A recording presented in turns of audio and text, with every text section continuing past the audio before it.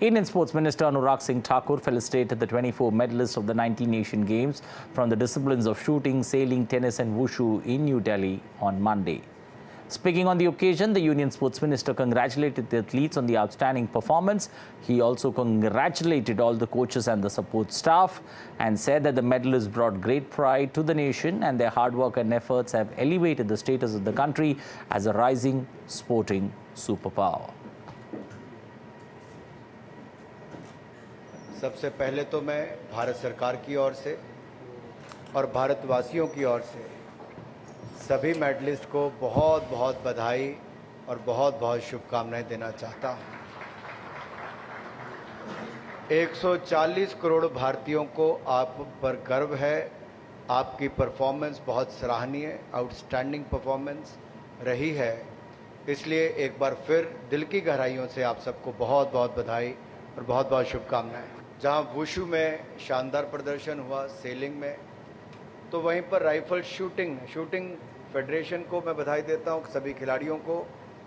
Shooting में इस बार आज तक के सबसे ज़्यादा मेडल हमने जीते हैं। मैं सभी खिलाड़ियों को एक बार फिर बहुत बहुत बधाई देता हूं। यहां पर जो कुल मिलाकर 24 एथलीट हम सबके बीच में हैं, उनमें से 18 शूटिंग के हैं, तो 3 हमारे सेलिंग के, वुशु का 1 और टेनिस के 2 एथलीट्स यहां पर मौजूद हैं। The minister added that Prime Minister started the Target Olympic Podium scheme in 2014 with an aim that the government takes care of all the expenses of the core athletes so that they can focus on their performance and bring out the desired results at the international stage.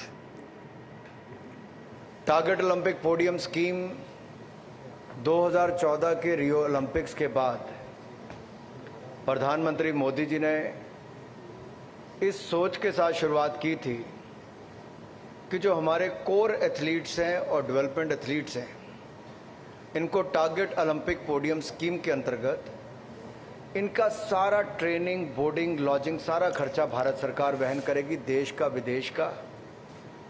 और इनको ऊपर से अपनी जेब से कोई खर्च ना करना पड़े, परिवार पर कोई बोझ ना आए, ताकि वो अपनी खेल पर पूरा फोकस कर सकें।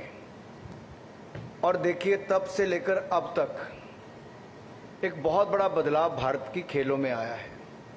अगर आप पूर्व के खिलाड़ियों से मिलेंगे, उस समय की सुविधाएं और पिछले 9 वर्षों में बदली सुविधाओं में जमीन आसमान का अंतर है।